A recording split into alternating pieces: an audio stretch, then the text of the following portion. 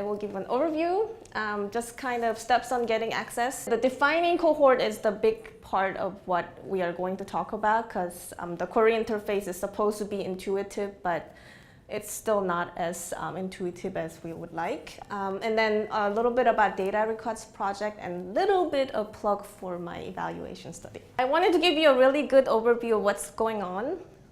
So this is infectious disease repository, which is actually living inside a protected space of UW Clinical Data Repository, which some of you know as AMAGA. Unfortunately, IRB does not allow direct interaction with this data unless you're approved. So in order to give you a chance to get access to the data, we had to basically extract some of the data from there, de-identify it, and put it into a completely new system called De-Identified Clinical Data Repository. And we wrote an IRB on that so that nobody needs to write an IRB to access it. All you need to do is just do that form that you signed yesterday or this morning, that you were not going to use it for bad purposes. And in front of that sits the Cohort Id Interface, which is a web-based interface that you can access anywhere, which is where you will be doing your query. If you're a researcher with the Access Grant, which all of you right now should have, you will get a cohort count after playing with the interface to define what you'd like. And when you want to request the data, we will be basically taking the definition that you developed in the cohort ID, and we'll be going to the actual database and returning you the data set, so that you now have actual data set instead of de-identified, date shifted. We also have ability to give you the de-identified data, but you might want the actual data. And as Bob explained, the little triangle is a bit of a semi-automated process, which means you'll have to interact with one of us so that we are able to grab data for you. We are going to explain the getting access and defining cohort part today, as well as data request part. Getting access to Cohort Id Interface, we've all gone through this, but if anyone else, your colleagues ask you about this process, you need to go and sign that you will not use it for bad purposes, and you'll be filling out the form, and you need a UW Net ID. De-Identified Clinical Data Repository. I will be calling it DCDR, it's a mouthful. So it has a web-based end, which you can interact with. It is de-identified, which means there's no patient identifiers, and each patient has date-shifted dates of everything, including all the labs and encounter dates and all that. Brian, they're different for each patient. Yes, they're different for each patient, but each patient's data is shifted equal amounts for everything. So technically, that is useful in a sense, because each patient has sort of coherent data of its own. So data elements, which is I think one faculty asked about that. Right now, we have data starting from 2010 onward. It is possible to have more historical data, but that's current status. We have demographics, diagnosis, disposition, labs. Not all the labs, it's a subset, because depending on who's going to use it or request it, we could add some more. We have medication orders, procedures, visit details, which includes all the institution, what type of visit, age at visit info. And vitals, these are inpatient vitals for now. We have ability for others, but currently. And for infectious disease repository, we added these 5 elements, which is being able to query by culture description, and specimen description, as in where it came from, whether the person has the ID node written on him or her, and susceptibility info just for oxacillin for now, because that was our test case. And then whether the person has a transplant diagnosis or procedures on it. If you like to access the query interface to kind of play around with it, please go to this web address. It's pretty easy. And then click on the query interface menu. And it should either ask you to log on, or it will just go straight to the interface. It should look something like this, and I want to orient you to what all these crazy windows are. So these are all the little items that is pertinent to your querying process. However, I'm going to go by one so that you can figure out whether you want to use this or how you can use it. So right now, I'm going to explain the navigate terms and display options, workplace, and previous queries. Those are kind of sort of simpler items. So if you can see on your screen, there's a navigate terms and display options, workplace, previous queries. I didn't have a slide for the display options, so I wanted to show you what it looks like. If you click on this little checkbox, display options, it's got maximum number of children to display, show hidden items in terms. You don't really need to play with anything except for the maximum number of children to display. What does that mean? Is if you click on this little plus sign on the ontology, it should give you a folders. Under those folders are list of terms that are related to those folders.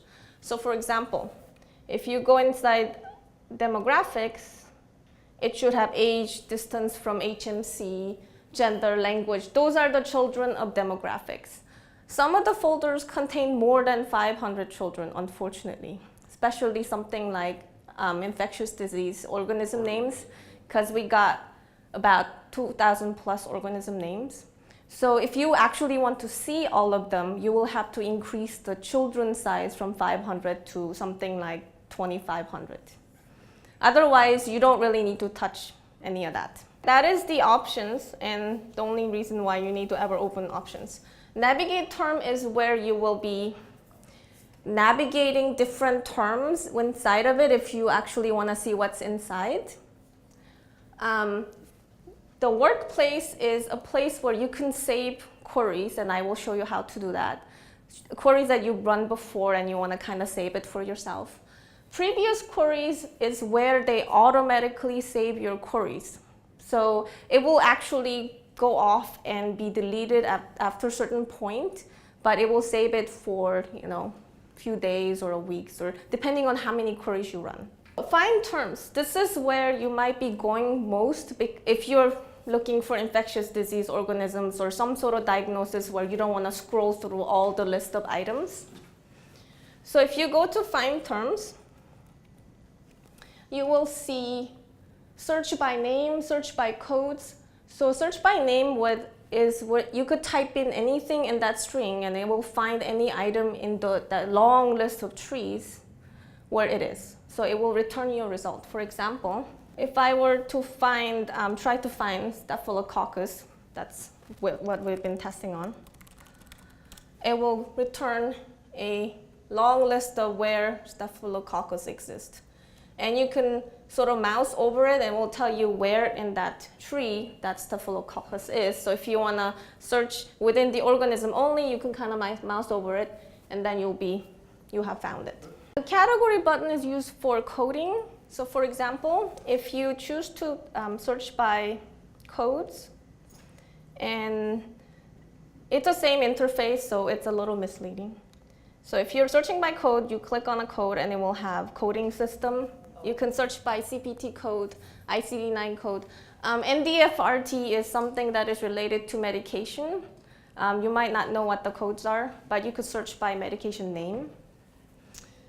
So for searching by codes, if you want to say who's a diabetic, you could type in 250, which is ICD-9 code for diabetic, and then you say find, and it will give you a folder with diabetic diagnosis, for example. So if you know the codes, you can search by codes. If you know the names, or if you don't want to bother with the code, or if you don't want to go search through the tree, you could search. So there's 3 methods of going about finding different things. One is go through all the folders and click on tree items if you want to look through them. Second is searching by name. Type in the name you like. Third is searching by code. Next part is how to run a query. So if you found the right item that you wanted to query on, you have to actually put those items into these query boxes. So this is the query window. They do have query options and query tools. And so query tool, just to give you an orientation of what they are, query name has a query name. Temporal constraint, I will explain what that means. Panels are where you can drag and drop the concepts you find, like ICD-9 code concepts or name of the organism that you find. And each of the group have different options. So group is inside the query toolbox. You can choose to exclude things. You could put date ranges on it. You can see if it occurred more than once. You could have multiple items in a group. And I will explain why you would need to do that. The bottom of the query tool contains a button for running, clear, printing queries.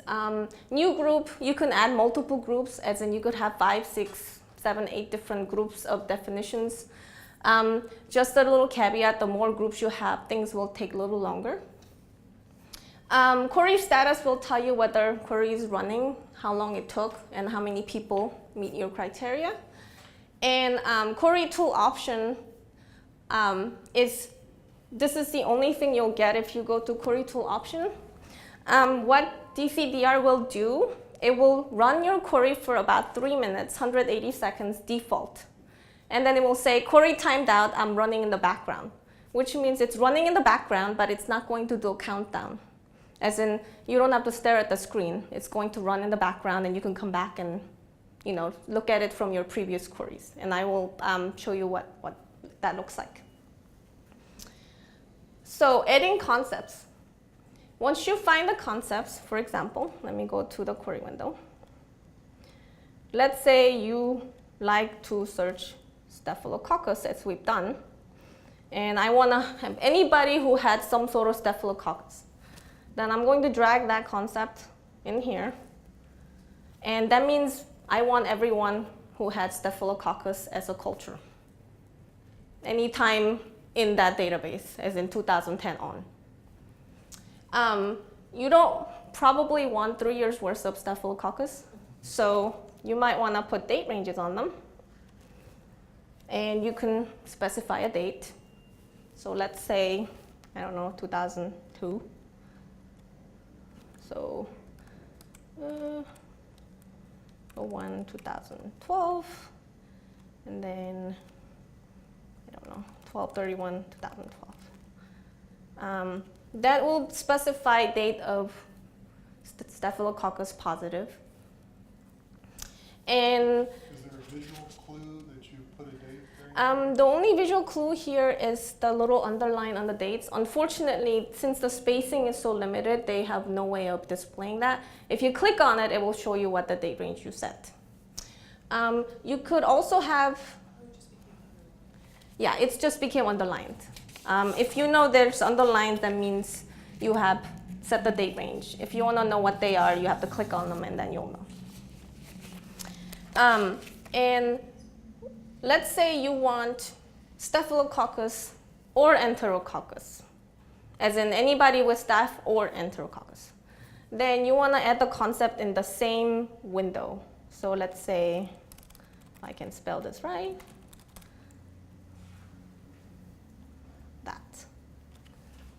that will tell you that anyone who's had Staph or Enterococcus will be selected within 2012.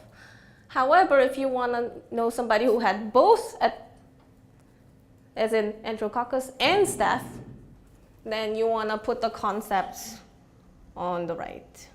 Unfortunately, you cannot move the concepts from between the windows. You'll have to delete them, and you can do that by right-clicking and deleting.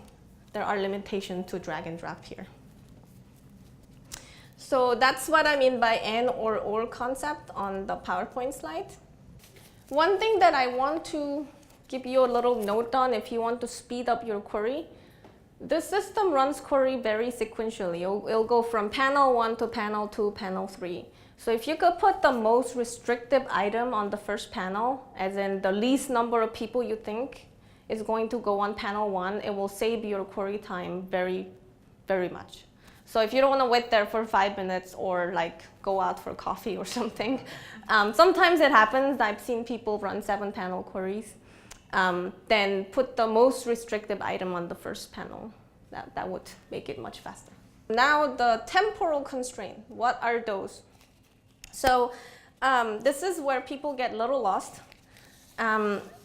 There's a difference between, did this person have a, I don't know, diagnosis in 2002, as opposed to did this person have diagnosis that I want at a certain visit.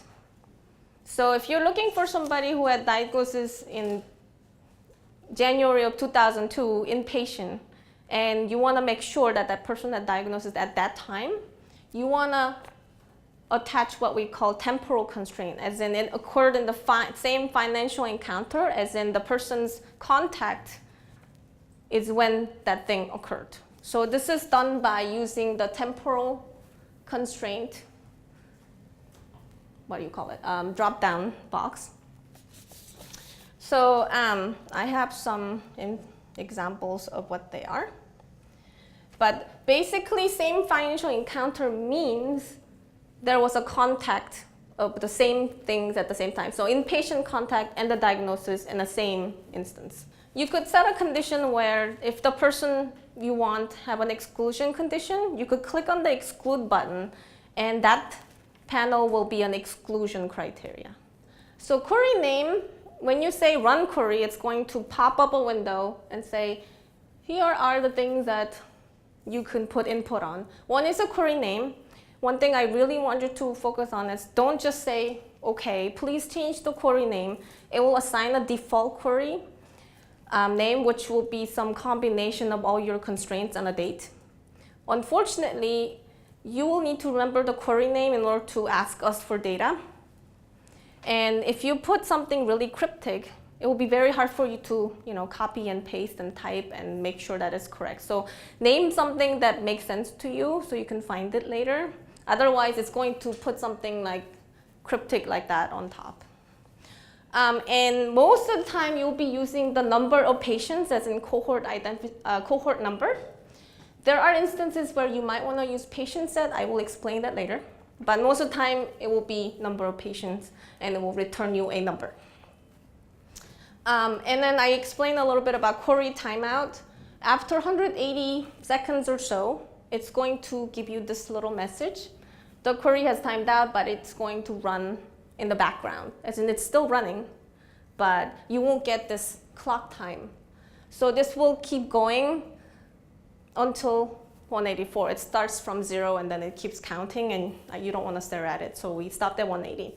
However, for some reason, if you want to increase that, you could do that. There's an option on a query tool. I'm going to go through an example and then show you what these temporal constraints are so that you can get a better idea. So let's say I wanted to get a distinct patient count for someone who visited Harborview with A1C between 4 and 6. So I'm going to go to my query window and clear everything.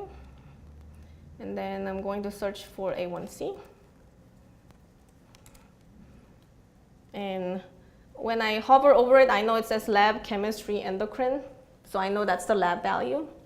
So when you put that in there, it's going to pop up a window. So you can specify what value you would want.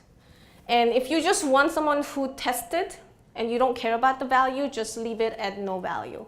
If you want to know between 4 and 6, you want to click on the by value and say between 4 and 6. That was one of the criteria. Now I am getting patients who had A1C between 4 and 6. But I want to know that patient also went to Harborview, which means I want to go to the visit details, or you could search for HMC, and then go to institution and drag the Harborview. And on this example, there is nothing that says it has to be at the same visit, as in anybody who just went to Harborview and anyone who just had A1C, then you leave this timing constraint as just independent. You don't mess with anything if you just want to know someone who went to Harborview who had this lab value at some point. And then you could click on Run Query. So we have like 13,812 people. Obviously, you don't want this many cohort. So we'll move on to the next example. Next example, I want inpatient at Harborview, and only those inpatient visit a Harborview. As in, when they visited, they were inpatient. So they have to be visit linked. How do I do that? So I'm going to clear this query, and I want to do the Harborview. And visit type contains an inpatient, so I want only the inpatient who were at the same time in Harborview. And now I want it visit linked, so I want to press and say occurs in the same financial encounter. That is the definition for occurring at the same time. And if you can see that occur at the same encounter is propagated down to the groups, and I will show you next instances where you can actually change the lower level things to be a different type. So you can run that, and I don't want you to be looking at the clock, ticking clocks all the time, so I will show you what that looks like, which is example 2. I saved my queries so you can see it. So it ran about 30 seconds, and there's like 63,000 people in it. And obviously that's a big number of people.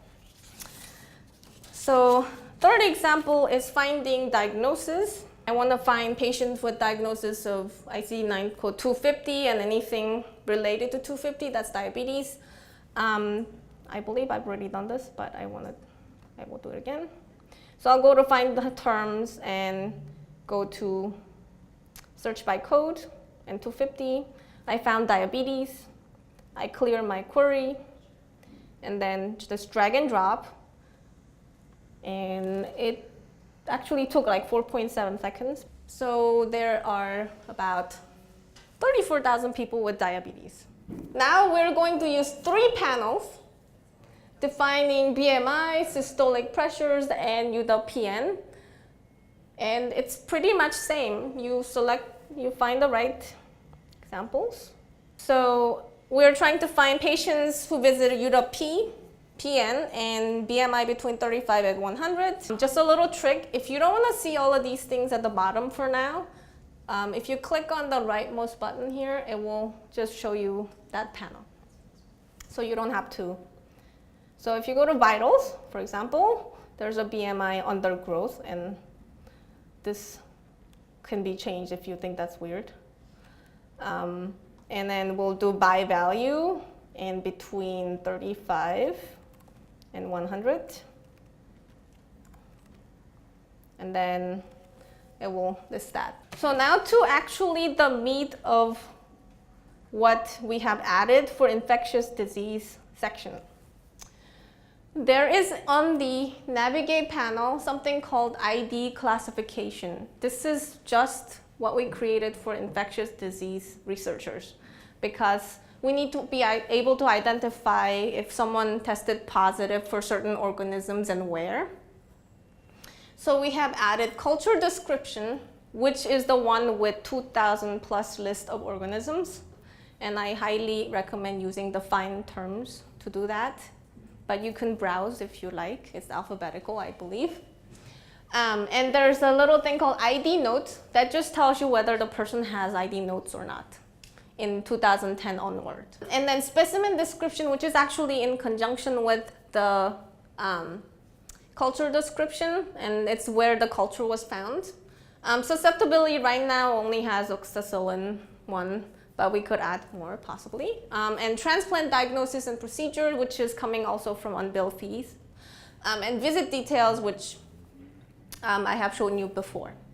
So those are the items that as an infectious disease researchers you probably would take a lot of look at. This is one of the examples that Bob gave me before, so we'll go with it. So patients with Staphylococcus aureus, and then in blood, 2012 HMC. This is where you also need to pay attention to temporal constraint. Remember that box? So how do we do this? So that You probably want to search for the name because you don't want to be going through 2,000 organisms. So you probably want to type Staphylococcus aureus. And it will give you a list. That's what I want. And if you look at this list, some of these items actually are diagnosis and others are the infectious disease category. So you want to kind of hover and make sure you're grabbing the infectious disease one, ID classification.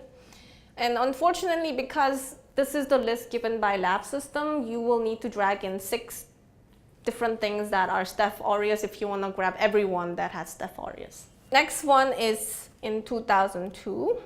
What I'm going to do is cheat and actually put in the query that I have already done, so I don't have to confuse you. So I have dragged in 6 items of Staphylococcus aureus. And then I dragged in the blood, which is also under infectious disease item. If you go under specimen description, it will have a blood on there. So I dragged that in. And then I went to the visit details and set harbor view.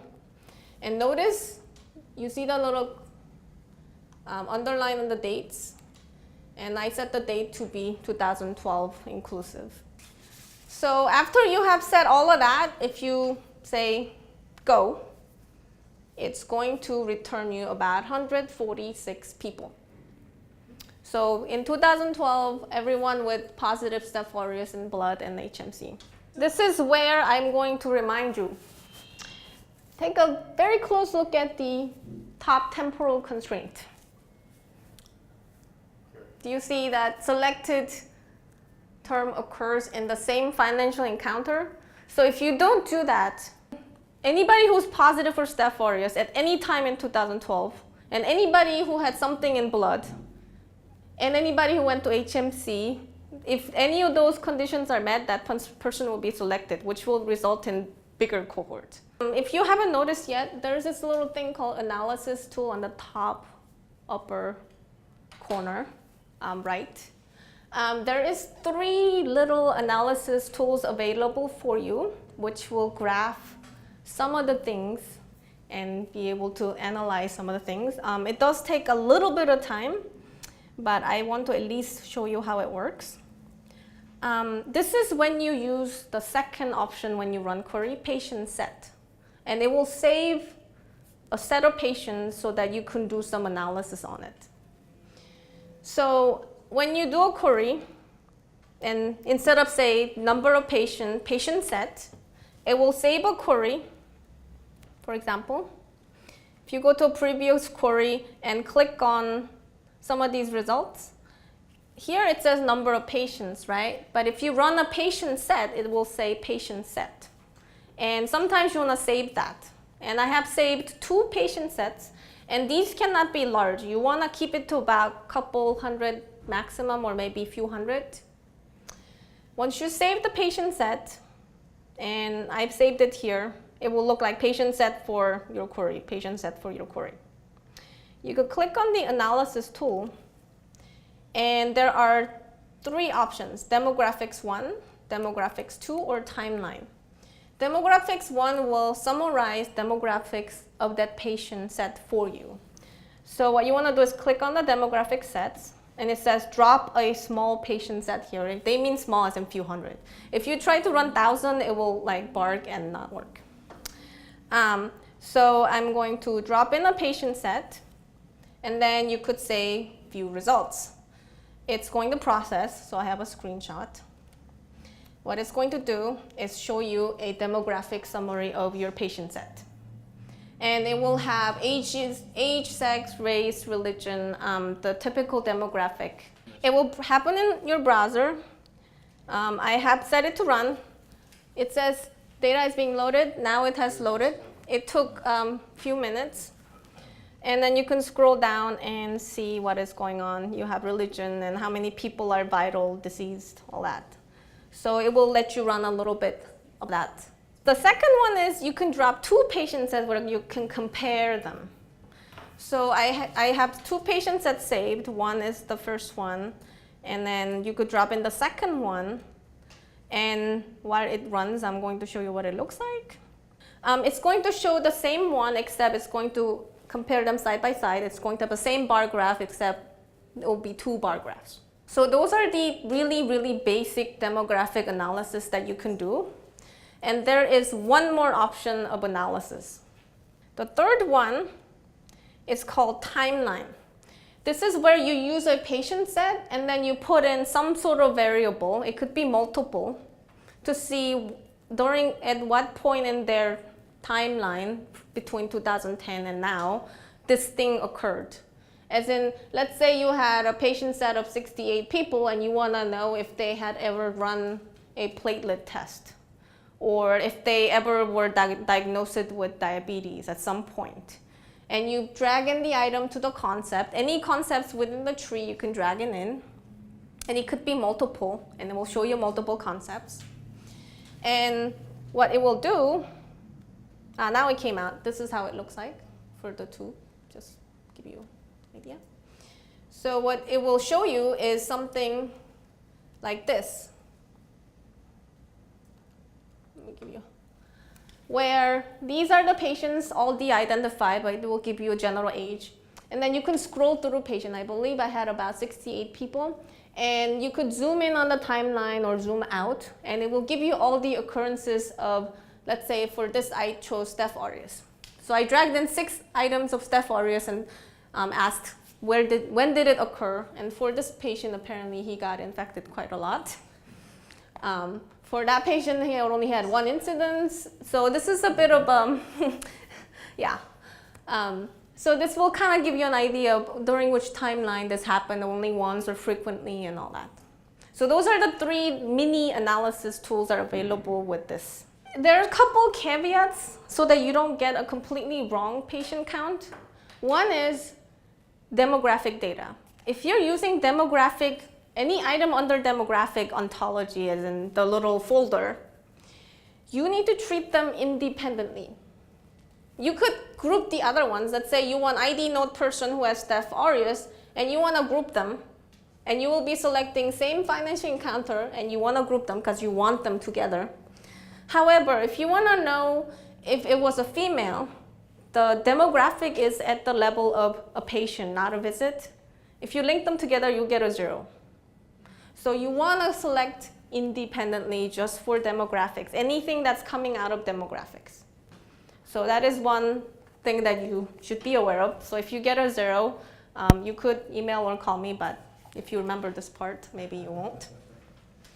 Next one is, in order for me to connect infectious disease, all those crazy organisms and specimen together, I had to sort of detach them a little bit from the rest of the tree.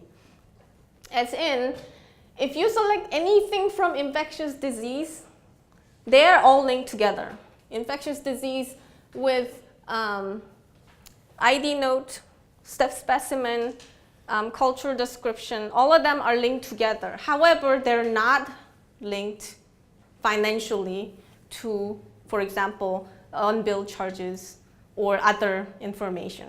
So the only thing you can link together if you're doing an infectious disease section, unfortunately, is link ID node and Staph aureus together. However, if you want to know if the medication was given, unfortunately, right now, at the moment, you'll need to treat them independently and try to date range them.